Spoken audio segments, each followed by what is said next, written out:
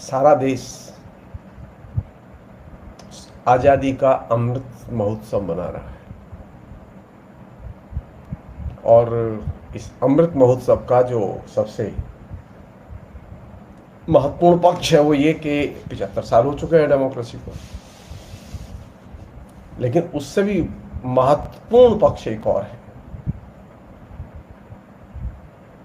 75 साल पहले जब देश आजाद हुआ तो भारत विभाजन हुआ था, और भारत विभाजन जिस समय हुआ उस समय कई लाख लोग मारे गए, लाखों लोगों ने यहाँ से पाकिस्तान, पाकिस्तान से भारत माइग्रेशन किया, और इस पूरी प्रक्रिया में भयानक सांप्रदायिक तनाव पैदा हुआ, और ये भारत विभाजन के पृष्ठभूमि में भारत आजाद हुआ और लोकतंत्र आया। और उस विभीषिका का मतलब अंदाजा आप इसी से लगाइए कि महात्मा गांधी से जब ऑल इंडिया रेडियो के संवाददाता ने जाके पूछा कि बापू देश आज़ाद हुआ है, आपके पास कोई संदेश है देश के लिए, तो महात्मा गांधी ने कहा कि मेरे पास कोई संदेश नहीं है। महात्मा गांधी को दिखाई नहीं दे रहा था कि क्या करें। वह परिस्थिति थी जिसमें कि भारत ने लोकतंत्र में पैर रखा, जिसमें कि गांधी की भी बुद्धि चल नहीं रही थी।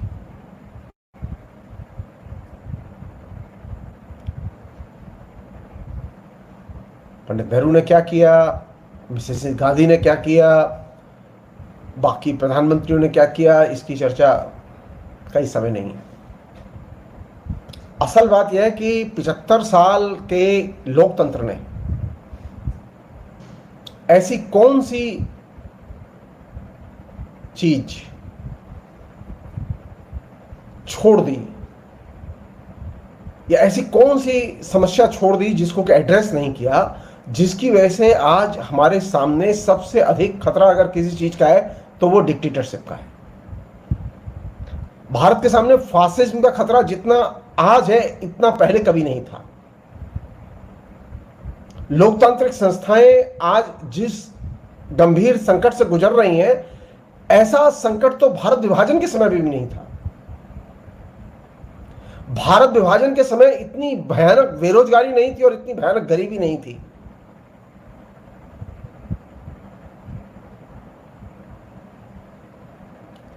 यहां तक कि भारत विभाजन के समय देश में लोग इस तरह से विभाजित नहीं थे जितने कि आज बिना किसी दंगे के लोगों के दिलों में हिंदू मुसलमान की दरार पैदा कर दी गई है। और जो मिडिल क्लास है, भारत विभाजन के समय ये मिडिल क्लास इसके पक्ष में था कि सांप्रदायिक सद्भाव और धर्मनिरपेक्ष वातावरण हर हालत में बनाए रखा जाए। लेकिन आज तो मिडिल क्लास एकदम विपरीत दिशा में खड़ा हुआ है। आज मिडिल क्लास के लोग पूरी तरह से देश में अधिनायकवादी ढंग से जो शासन प्रणाली चल रही है उससे बुरी तरह से प्रभावित है।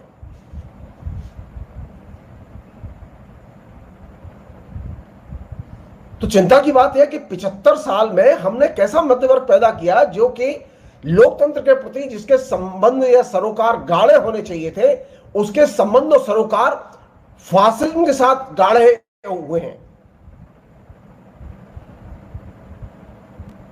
आप याद कीजिए, मिसेस गांधी ने जब इमरजेंसी लगाई थी तब भी मिडिल क्लास के लोगों ने इमरजेंसी का स्वागत किया था और वो बहुत खुश थे। बाबरी मस्जिद का जब विध्वंस हुआ तो विध्वंस के दिन जो हिंदुस्तान की आइकॉन अकादमी मानी जाती है, जिसमें कि आईएएस आईपीएस ऑफिसर्स के प्रशिक्षण होता है, देहरादून की दून अकादमी, वहां जो आईएएस आईपीएस प्रशिक्षण पाने वाले जो यंग लोग थे, उन्होंने सेलिब्रेट किया बाबरी मस्जिद विध्वंस को। यह वह मध्य वर्ग है जो एक हिस्टोरिकल मॉन्यूमेंट के गिराए जाने पर जश्न मनाता है। ये वह मध्य वर्ग है जो कि इमरजेंसी लगाए जाने पर जश्न मनाता है। मुझे याद है अच्छी तरह से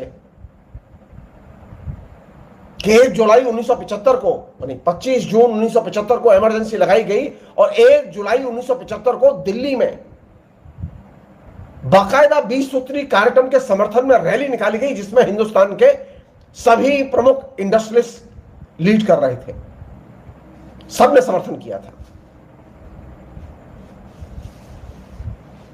आज भी वही स्थिति है, बल्कि उससे ज्यादा बदतर स्थिति है।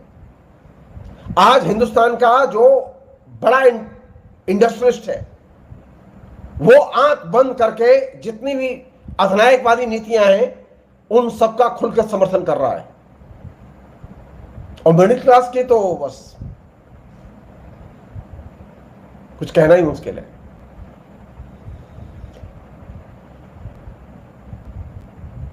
बुनियादी प्रश्न यह है कि आखिर इस मध्य वर्ग में यह अधिनायकवाद आता कहां से है? इसकी जड़ें कहां है? इसकी जड़ें आरएसएस में नहीं है। ये तो ऊपर का है हिस्सा।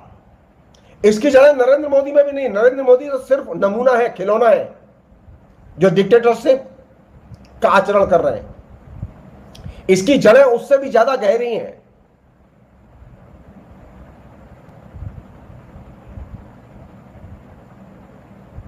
मध्य वर्ग के अगर चरित्र का विश्लेषण किया जाए तो आपको इसकी जड़ें दिखाई देंगी। हिंदुस्तान में जो बहुसंख्यक लोग हैं, हिंदू लोग हैं, और जो बहुसंख्यक मध्य वर्ग है वो हिंदुओं का है।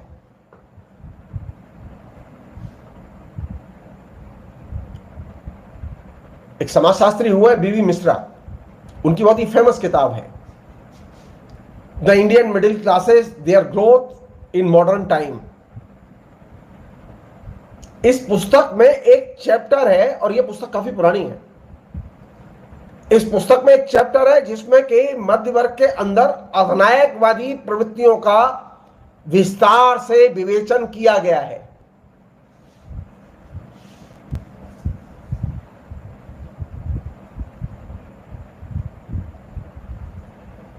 उन्होंने एक बहुत महत्वपूर्ण पक्ष की तरफ ध्यान खींचा है जो बीवी मिश्रा के पहले किसी ने ध्यान नहीं खींचा था। उन्होंने ध्यान खींचा है ये कि जिसका कि आज की बातचीत से संबंध है। अगर मैं 75 साल सेलिब्रेट करता हूं तो मुझे पलट के देखना होगा कि समाज में जो समुदाय बने, समाज में जो वर्ग बने, उन वर्गों की, उन समुदायों की सामाजिक राजनीतिक चेतना का स्वरूप क्या है। और इसमें आज पहला जो लेक्चर है वो खासतौर पर मध्य वर्ग की जो राजनीतिक चेतना है, मध्य वर्ग के अंदर जो एक तरह से अधिनायकवादी चेतना है, उस पर ही केंद्रित है ये बातचीत। बीवी मिश्रा पहले व्यक्ति थे इंटेलेक्चुअल्स हिंदुस्तान के जिन्होंने इस बात को रेखांकित किया कि मध्य वर्ग का जो आधार है, उसके चरित्रगत गठन का जो आधार है वो अधिनायकवादी है। और यह अधिनायकवाद कहां से आया? ये इस अधिनायकवाद का स्रोत व तर्ज बीवी मिश्रा हिंदू संस्कृति और हिंदू धर्म के अंदर है।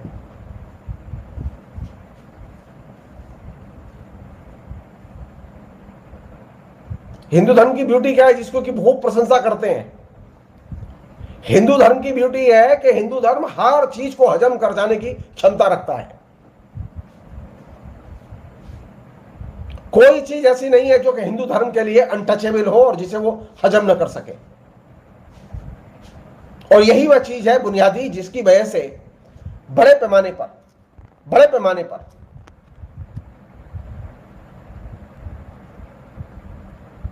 अधिनायकवादी प्रवृत्ति का मध्य वर्ग में विस्तार और विकास हुआ।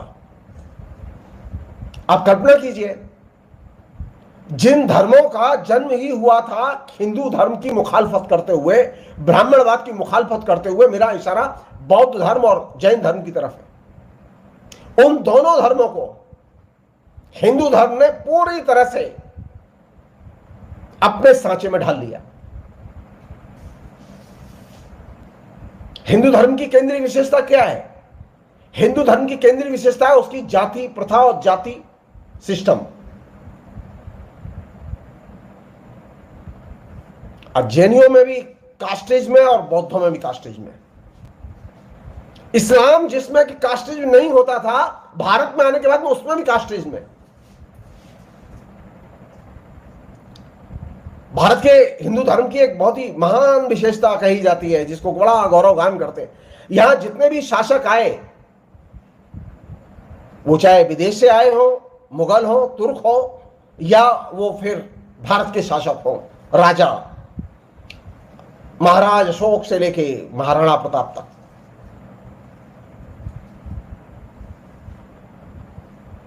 सभी राजाओं की ब्यूटी ये थी कि सभी राजा हिंदू संस्कृति और हिंदू धर्म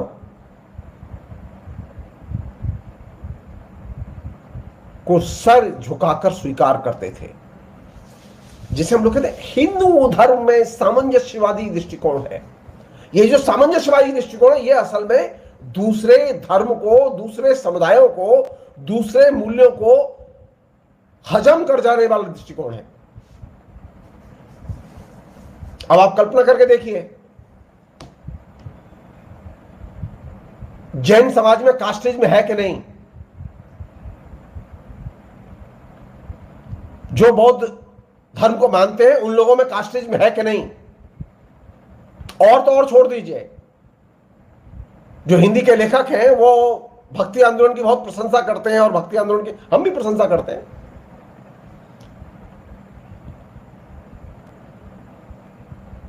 भक्ति आंदोलन में जो विभिन्न किस्म के संप्रदाय और पंथ पैदा हुए, वे अंत में विभिन्न कास्ट के संप्रदाय और पंथ बनकर रह गए, और भक्ति आंदोलन की पूरी ये स्पिरिट थी, वो खत्म हो गई।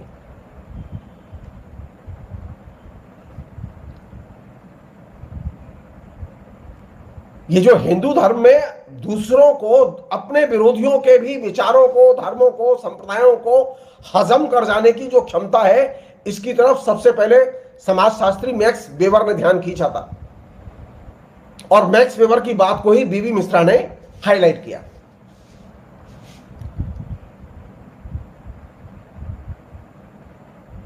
और जो हिंदू धर्म के करीब आया, जिसने हिंदू धर्म की सामंजस्यवादी नीति का समर्थन किया, वो अल्टीमेटली कास्ट की गोद में जाके उसने शरण दी। और यही वजह है कि जाति प्रथा पिछले 2000 साल से खूब फल फूल रही है।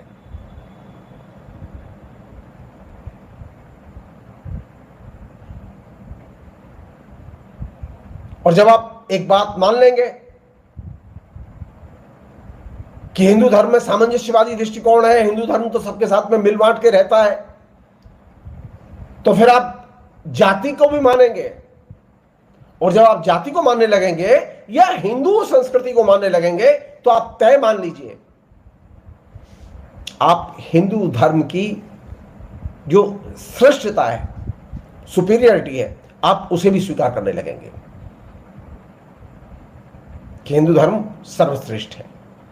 और हिंदू धर्म अगर सर्वश्रेष्ठ है तो ये किस पे टिका है? हिंदू परिवार पे। हिंदू परिवार का नायक कौन है?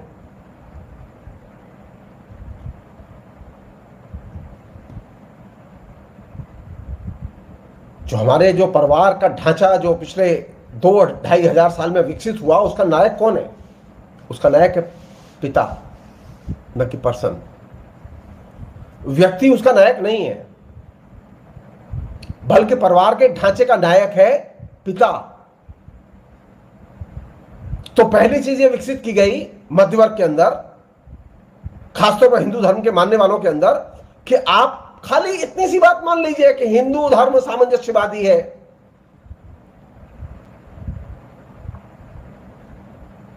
तो जो ही आप ये बात मानते हैं, तो हिंदू धर्म के वर्चस्व को आप नतमस्तक होकर स्वीकार करते हैं। या ये भी कह सकते हैं कि हिंदू संस्कृति की उपस्थिति, खूबियां, महत्ता, इनको मान लीजिए, या हिंदू जगत की सांस्कृतिक सत्ता को स्वीकार कर लीजिए। आप अगर राजा हैं, कोई दिक्कत नहीं है, आप अपना वर्चस्व बनाए रखिए।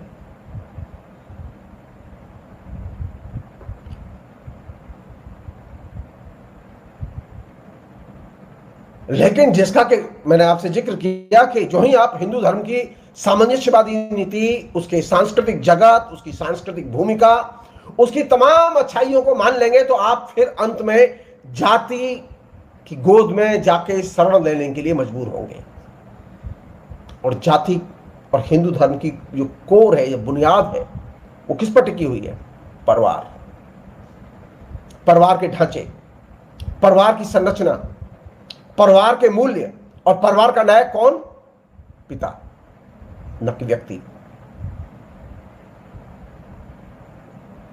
चाहे वो गरीब का परिवार हो, चाहे अमीर का परिवार हो, चाहे वो एससी का परिवार हो, चाहे वो एसटी का परिवार हो, चाहे वो ब्राह्मण का परिवार हो, परिवार का नायक है पिता।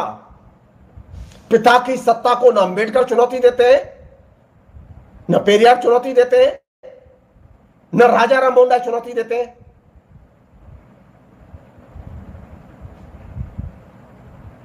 न पिता की सत्ता को पहले के भक्ति आंदोलन ने चुनौती दी। तो परिवार रहेगा, परिवार में पिता की सत्ता रहेगी, पिता का वर्चस्व रहेगा, पिता नायक की तरह रहेगा। तो आप तय मान लीजिए, बीबी मिश्रा ने इसके आधार पर एक बहुत महत्वपूर्ण निष्कर्ष निकाला है कि ये अधिनायकवादी संस्कृति और अधिनायकवादी विचारधारा जिंदा रहेगी।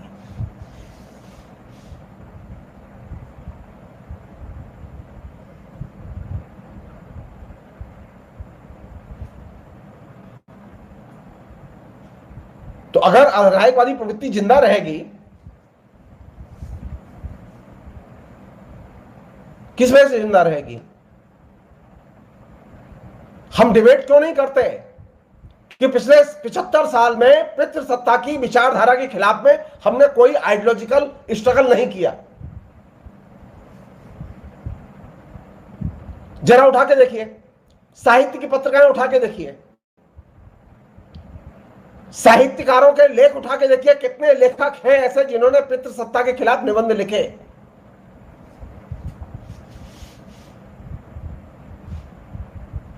आपको जान के आश्चर्य होगा, पितृसत्ता की विचारधारा हमारे यहां चर्चा के केंद्र में रही नहीं है। आप साहित्य के प्रतिवाद दिवस मनाएंगे, बहुत को, लेकिन ये जो व्यक्ति है, ये जो इसका परिवार है, इस परिवार में जिस आइडियोलॉजी की सत्ता है, आप उसे चुनौती नहीं देंगे। आपको मोदी नजर आता है, लेकिन आपको पितृसत्ता नजर नहीं आती। मोदी पितृसत्ता की विचारधारा के आधार पर खड़ा हुआ है, मोदी आरएसएस की विचारधारा के आधार पर नहीं खड़ा हुआ। हिंदू धर्म, हिंदू संस्कृति और हिंदू परिवार, इनका प्रचार सबसे अधिक निश्चित तौर पर आरएसएस ने किया है, लेकिन उसका कोर तो पितृसत्ता की विचारधारा है। तो पितृसत्ता की विचारधारा पर तो हम बातचीत नहीं करते। पितृसत्ता की विचारधारा पर बातचीत करने के लिए आपका फेमिनिस्ट होना या स्त्रीवादी होना बेहद जरूरी है। अगर आप स्त्रीवाद के किसी महत्वपूर्ण स्कूल को नहीं जानते हो, दृष्टिकोण को नहीं जानते, तो आप पितृसत्ता को चुनौती नहीं दे सकते। तो हमारे यहां तो प्रगतिशील लोग फेमिनिस्ट कहलाने में शर्म खाते हैं। हमारे जो प्रोफेसर हैं, वे अपने को फेमिनिस्ट कहलाने में उनको उनकी इज्जत जाती है। तो पितृसत्ता से कौन लड़ेगा? पितृसत्ता को कौन चुनौती देगा?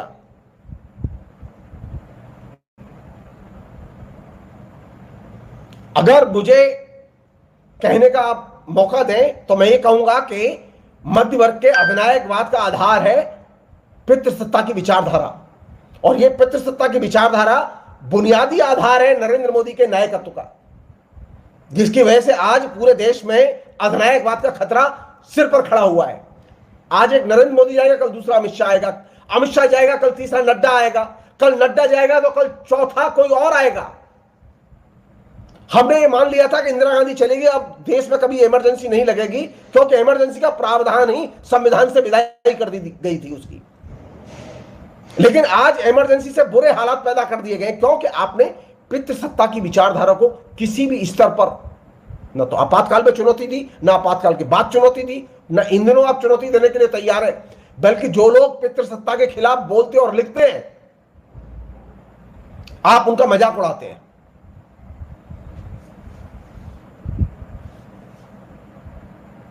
आप पितृसत्ता की विचारधारा को या परिवार में पिता के अधिनायकत्व को खत्म कर दीजिए, नरेंद्र मोदी भर भरा के गिर पड़ेंगे। आपके घर में पिता का वर्चस्व रहेगा, पिता का अधिनायकत्व रहेगा, तो समाज में, राजनीति में नरेंद्र मोदी जैसे अधिनायक पैदा होते रहेंगे। तो 75 साल की जो सबसे बड़ी कमजोरी वो ये नहीं कि हमारे डेमोक्रेसी का विकास नहीं हुआ, हमारे डेमोक्रेसी का विकास हुआ। सबसे बड़ी कमजोरी है कि हमने परिवार के अंदर लड़ाई नहीं लड़ी, हमने पितृसत्तात्मक मूल्यों और पितृसत्ता के खिलाफ में लड़ाई नहीं लड़ी। और इसकी वजह से हुआ यह कि हमारे परिवार के अंदर लोकतांत्रिक मूल्य और लोकतांत्रिक आचार विचार निर्मित नहीं हो पाए। हमारे यहां स्त्रियां भी वो पितृसत्ता की विचारधारा से प्रभावित है, पुरुष तो हैं ही। तो हमारे यहां मेल फीमेल में कोई बहुत बड़ा डिसएग्रीमेंट नहीं है पिता के वर्चस्व को लेकर। पितृसत्ता की विचारधारा के खिलाफ न समाजवादियों ने संघर्ष किया, न दक्षिणपंथी जो भाजपाई हैं, आरएसएस वाले, उन्होंने संघर्ष किया, और न जो मार्क्सवादी उन्होंने संघर्ष किया, और कांग्रेसियों ने तो एकदम ही संघर्ष नहीं किया। तो लोकतंत्र में लोकतंत्र आएगा कैसे? लोकतंत्र में तो फिर डिक्टेटरशिप आएगी, क्योंकि ये जो मध्य वर्ग का व्यक्ति है, इसके जेहन में मुक्तिबोध पहला आलोचक था जिसने कि इस चीज को पकड़ा था कि हमारी असल लड़ाई अंदर, और वो भी पितृसत्ता की लड़ाई है। और एक व्यक्ति था जिसने कि पितृसत्ता पर अलग से निबंध लिखा, वो थे रामविलास शर्मा। बाकी पुरानी आलोचना में कभी किसी ने पितृसत्ता के खिलाफ में लिखने की जरूरत ही महसूस नहीं की।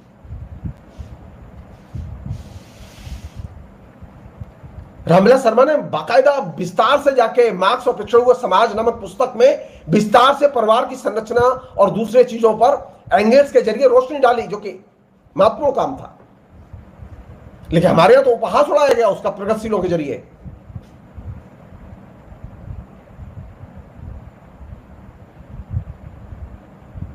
आलोचना जैसी पत्रिका ने, जिसमें कि नामवर सिंह संपादक थे, उन्होंने रामविलास शर्मा के दृष्टिकोण पर हमला करते हुए अनेक लेख छापे। किसके लेख छापे? रामविलास शर्मा अकेले थे जो परिवार की जो पितृसत्तात्मक संरचनाएं, जिसको उन्होंने क्वेश्चन किया था, बजाय उसको गंभीरता से लेने के, उन पर हमला किया गया यह कहकर पिछड़े हुए समाज का पिछड़ा हुआ मार्क्सवाद। और यह निबंध किसने लिखा? किससे लिखवाए गए ये चीजें? रामविलास शर्मा पर हमले किससे कराए गए? वीर भारत तलवार से कराए गए। अब वे वीर भारत तलवार आके हमें उपदेश देंगे और बताएंगे कि प्रतिवाद का मतलब क्या होता है। अरे फासिज्म की जड़ें पितृसत्ता में है, और पितृसत्ता का केंद्र बिंदु है परिवार, और परिवार में भी पिता।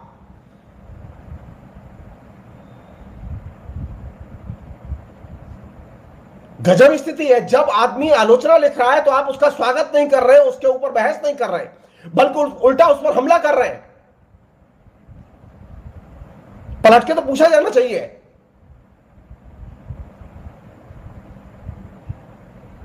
कि पितृसत्ता के खिलाफ में किन किन आलोचकों ने लिखे निबंध, नाम पूछो उनके।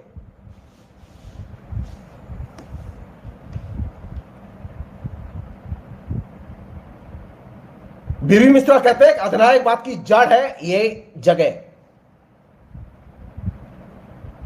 बीवी मिश्रा मार्क्सवादी नहीं थे।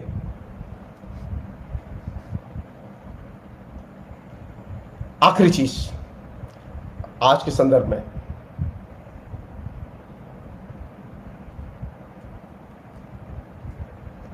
वो ये कि ये जो मध्य वर्ग है, जो कि ब्राह्मणवाद से बहुत गहरे प्रभावित है,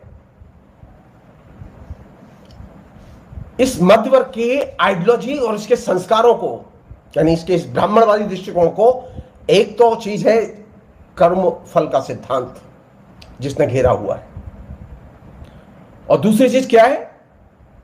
दूसरी चीज है जिसने कि इसको घेरा हुआ है वो ये कि हमारे यहां जो आज जैसे रक्षाबंधन, 30 त्योहार, तिथियां, ये जो इवेंट हैं, ट्रेडिशनल इवेंट, जो कि हिंदू धर्म ने बड़ी चतुरता से विकसित किए हैं अपने व्यक्ति को घेरने के लिए।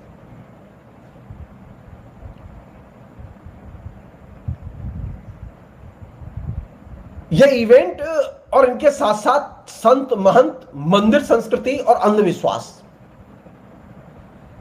और आखिरी चीज ये जो भगवत कथाओं के जो प्रवक्ता, कथावाचक जो प्रचार करते रहे हैं भागवत कथा के नाम पर, ये आइडियोलॉजिकली पितृसत्ता का एक तरह से इस्टेब्लिशमेंट आइडियोलॉजिकल कैंपेन करते रहे।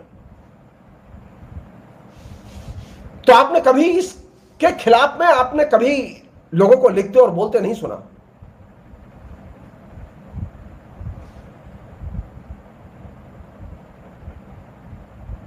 आप जाइए एक एक श्रीमद् भागवत की कथा में जो बड़े बड़े लोग हैं उनकी कथाओं में 80-80, 70-70 हजार औरतें बैठी रहती हैं और कथाएं सुनती हैं।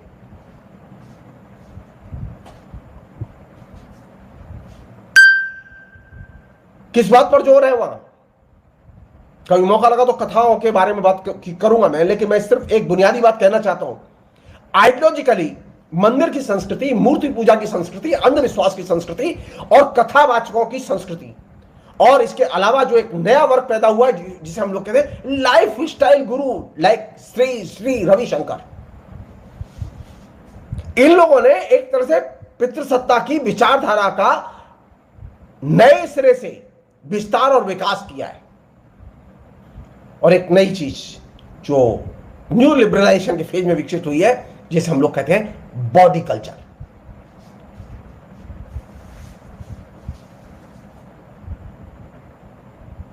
देह कैसे 6 सलमान खान जैसी शरीर बॉडी होनी चाहिए। जो नए किस्म की व्यायामशालाएं, नए किस्म की जो कल्चर हमारे बीच में आई, उसने स्त्री को भी प्रभावित किया, उसने पुरुष को भी प्रभावित किया, और इस कल्चर का बेसिक आधार है पितृसत्ता और उसकी आइडियोलॉजी। तो पितृसत्ता और उसकी आइडियोलॉजी आपकी दैनंदिन जिंदगी का हिस्सा बन चुकी है। पुराने संस्कारों, तीज त्योहार से लेकर, कथा वाचन से लेकर, मूर्ति पूजा से लेकर और नए बॉडी बिल्डिंग के उपकरणों तक। लेकिन आप उसके बारे में चर्चा ही नहीं करते, लिखते ही नहीं है, बात ही नहीं करते। क्यों बात नहीं करते? क्या वजह है? क्या अधिनायक बात को बिना बात किए रोक लेंगे? वोट डाल के रोक लेंगे? वोट डाल के ही तो नरेंद्र मोदी को चुना था, वोट डाल के इंदिरा गांधी चुनी गई थी। आप तय मान लीजिए, वोट डालने से फासिज्म जाता नहीं है, बल्कि वोट डालने से फासिज्म आता है। फासिज्म सिर्फ एक ही कंडीशन में, अधिनायकवाद एक ही कंडीशन में आपके जीवन से और राजनीति से जा सकता है, जब आप पितृसत्ता की विचारधारा को अपने घर में और अपने बाहर चुनौती दें।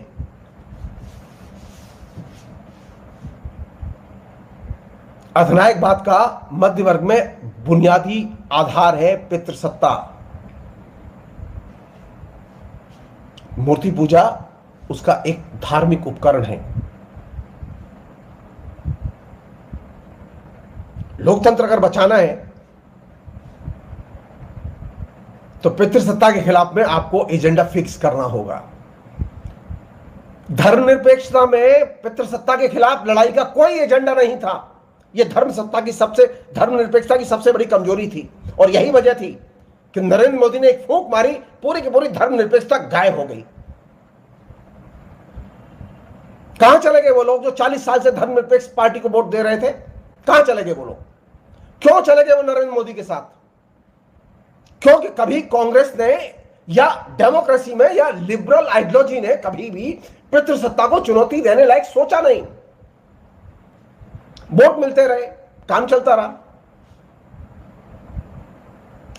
आज हम परेशान हैं कि हर आदमी वो लोकतंत्र के खिलाफ क्यों है, हर आदमी धर्मनिरपेक्षता के खिलाफ क्यों बोल रहा है, हर आदमी अतीत की तरफ क्यों भाग रहा है? क्योंकि वो पहले से ही एक नायक से घर में घिरा हुआ है और उसके संचालन में जी रहा है। उसे बाहर भी एक नायक चाहिए, और यही वह जगह है जहां पर की चुनौती खड़ी हुई है हमारे सामने। 75 साल के लोकतंत्र ने पितृसत्ता की विचारधारा को एजेंडा नहीं बनाया। इसलिए आज लोकतंत्र सबसे गंभीर संकट की घड़ी से गुजर रहा है। मैं ये नहीं कह रहा हूं कि आप भुखमरी के खिलाफ लड़ाई न लड़ें, बेकारी के खिलाफ लड़ाई न लड़ें, आप संविधान को बचाने के खिलाफ लड़ाई न लड़ें, लेकिन जो बुनियादी जगह है जहां से कि ये सारी चीजें आ रही हैं वह है पितृसत्ता की विचारधारा। उसके खिलाफ पहले बोलना होगा। अगर आप नहीं बोलेंगे तो आप तय मान लीजिए, आप लाखों कोशिश कीजिए, मोदी हार जाएंगे, दूसरा कोई आएगा, वो और डिक्टेटर आएगा। मैं एक उदाहरण दे रहा हूं खाली। ये ईडी जो आज जिस कानून के जरिए जगह जगह छापे मार रही है, हमले कर रही है, ये कानून किसने बनाया था? ये 2005 में कानून मनमोहन सिंह की सरकार ने बनाया था। जगह जगह जो यंग नौजवान लड़के जो जेल में उठा के कभी भी किसी भी बहाने बंद कर दिए जाते हैं, वो कानूनी संशोधन यानी कमिश्नर को जज के अधिकार, मजिस्ट्रेट के अधिकार किसने दिए? मोदी ने तो नहीं दिए। मोदी के पहले की सरकार देके गई है ये।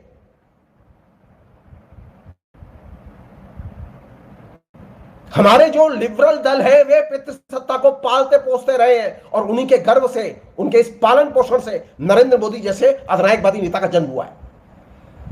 अगर वे पितृसत्ता के खिलाफ बोलते और लिखते, कदम उठाते, तो ये दशा नहीं होती। समस्या ईडी नहीं है। ईडी का कानून तो आपने बनाया, यूएपीए का कानून तो कांग्रेस ने बनाया।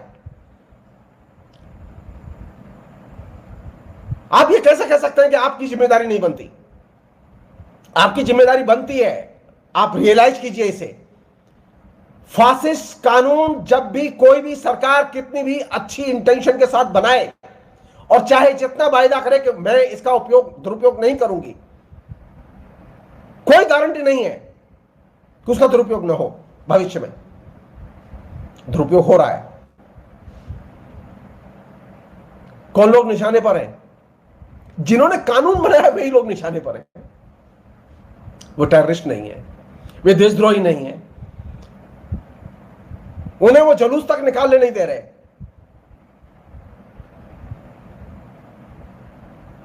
क्यों? क्योंकि आप ये बोलने की स्थिति में ही नहीं है। अब मेरी आप सबसे गुजारिश है कि अगर आप लोकतंत्र को बचाना चाहते हैं तो आप अपने इर्द गिर्द पहले पितृसत्तात्मक मूल्यों को चुनौती दीजिए। आप अपने जीवन में लोकतंत्र लाना चाहते हैं तो आप अपने परिवार में लोकतंत्र की शुरुआत कीजिए। लोकतंत्र की शुरुआत का मतलब यह नहीं है कि मुझे वोट देने का अधिकार होना चाहिए। आपको वोट देने का अधिकार है, आपको बोलने का भी अधिकार है, लेकिन आपको जहां लड़ाई लड़नी थी वहां आपने लड़ाई नहीं लड़ी, वहां लड़ाई लड़ी है। लोकतंत्र की पहली चौखट संसद नहीं, आपका परिवार है और परिवार में ही पितृसत्ता है। और वह जगह जब तक आप चोट नहीं करेंगे आप लोकतंत्र को बचा नहीं पाएंगे। फिलहाल इतना ही। बहुत बहुत शुक्रिया। Thank you.